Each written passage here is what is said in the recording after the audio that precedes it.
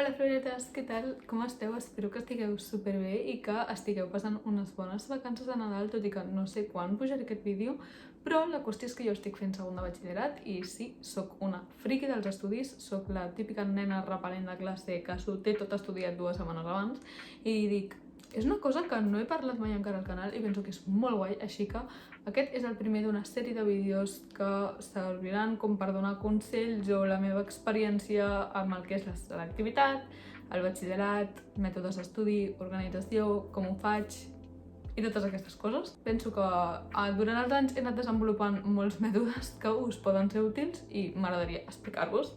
Així que avui, en el primer vídeo del diari d'un estudiant, el que farem serà organitzar-nos. Us explicaré més o menys, si serà un vídeo una mica xapa de jo parlant, com és bo organitzar-se al batxillerat i com és bo organitzar-se amb les coses de la vida en general i veure com podem fer per en sortir-nos-en. Així que comencem!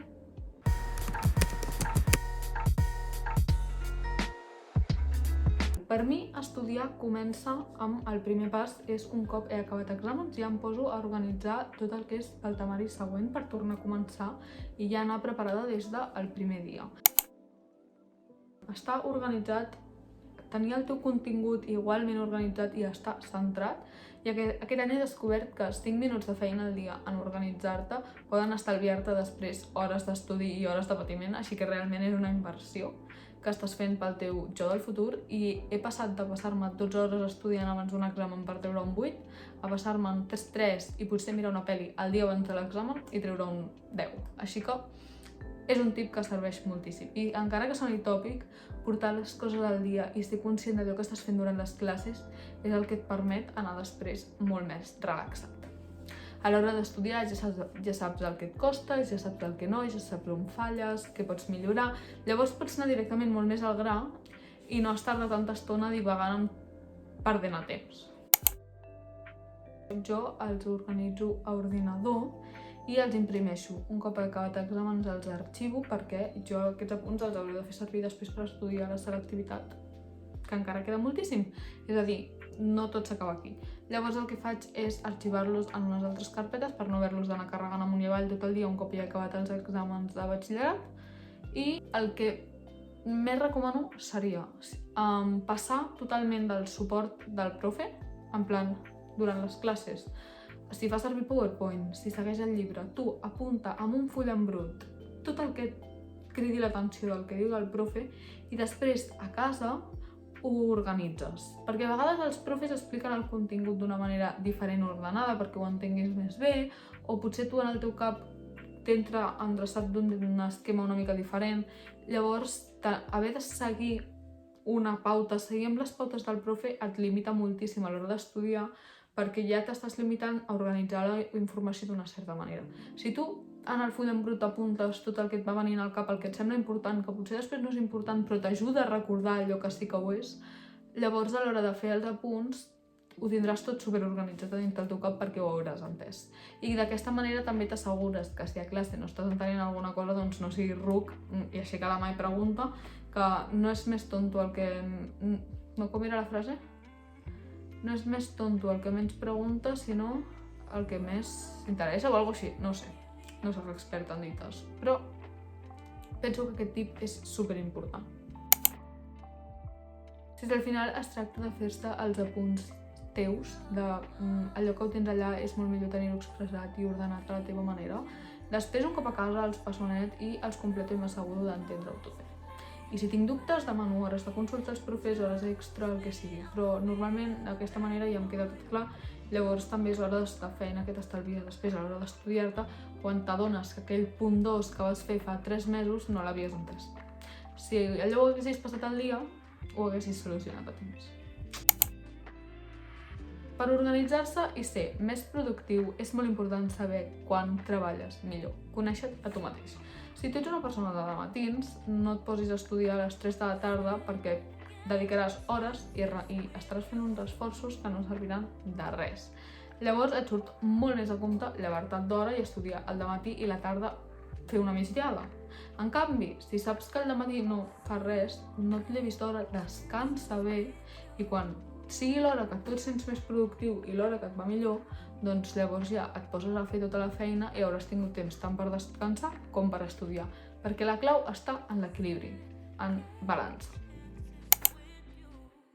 Per organitzar-se és molt important apuntar-ho tot a l'agenda i apuntar-ho tot super bé. Amb els anys he descobert que com més bàsica i més pràctica és l'agenda, molt millor. Per això jo tinc una llibreta bàsica de la Tiger, que és super senzilla, és primíssima i pesa super poc, que això és el més important de tot. I en aquesta apunto tots els deures, les feines extres, entregues, els terminis, tot. O sigui, l'agenda no és només per apuntar el que has de fer, sinó també és un recurs que et serveix per organitzar-te mentalment tu i organitzar el teu temps. O sigui, al final l'agenda no l'estàs fent per ningú, no ha de ser preciosa, ha de ser útil. I perquè sigui útil has de tenir clar quina és la manera que et funciona a tu. I per exemple, si el profe et diu que faràs l'examen del llibre de lectura d'aquí 3 setmanes, doncs 2 setmanes abans jo m'apunto a l'agenda. Començar a llegir el llibre de lectura, perquè així jo ja soc conscient de que no m'atrapi el temps i que he d'estar treballant en aquell contingut i poder fer una molt millor gestió del temps, evidentment. Per poder complir els teus objectius és la disciplina. I per aplicar tots aquests tips, si no tens disciplina ja els pots intentar aplicar, que no et servirà de res. Per això és molt important tenir una rutina d'estudi a una hora que tu et vagi bé, aplicant els tips que ja us he dit, no us tornaré a fotre la xapa. Jo, per exemple, a mi em funciona cada dia quan arribo a casa, em faig una llista amb tot el que he de fer i ho distribueixo al llarg de la setmana. Llavors, no pretenc fer-ho tot en una sola tarda, sinó distribueixo el meu temps de manera que tingui temps de reposar i temps d'estudiar. I d'aquesta manera el meu cervell, com que quan estudio està descansat, també és molt més productiu, i quan descansa, com que ha sigut productiu, pots descansar sense remordiments, ja que no estàs perdent el temps perquè la feina que ja tenies feta, pensada de fer, ja l'has feta. És millor fer tota la feina a 80 km/h que un tros a 100 i l'altre a 50. Així que començar des del primer dia ja a fer-ho tot i organitzar-se, punt superclau. Ja parlarem de mètodes d'estudi en el següent vídeo, que si no això es farà etern. Cop hem acabat exàmens, el primer pas seria ordenar tots els apunts que tenim d'aquells exàmens, d'aquelles tongades, d'aquella setmana que hagis fet i assegurar-te que ho tens tot per assignatures, i un cop et donin els exàmens, les correccions, revisar allò que has fet malament i quedar-t'ho. Amb la nodreix-te dels teus propis errors, és l'única cosa que et farà millorar. Després, de cara a la pressió i mantenir una bona relació amb els estudis, evidentment, aplicar disciplina és molt bo en tots els casos d'organització i mètodes d'estudi, però això no funciona si no tens una consciència de tu mateix i del que necessites. Saber descansar també és molt més important. Jo aquest any he descobert que si descanses bé, després ets molt més productiu a l'hora d'estudiar, així que aquests serien els meus consells.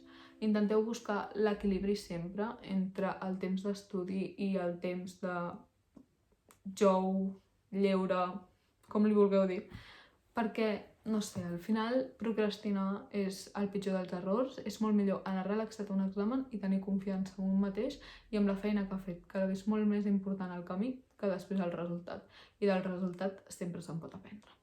Així que ens veiem en el pròxim vídeo amb els mètodes d'estudi de batxillerat. Espero que us hagi servit i adeu!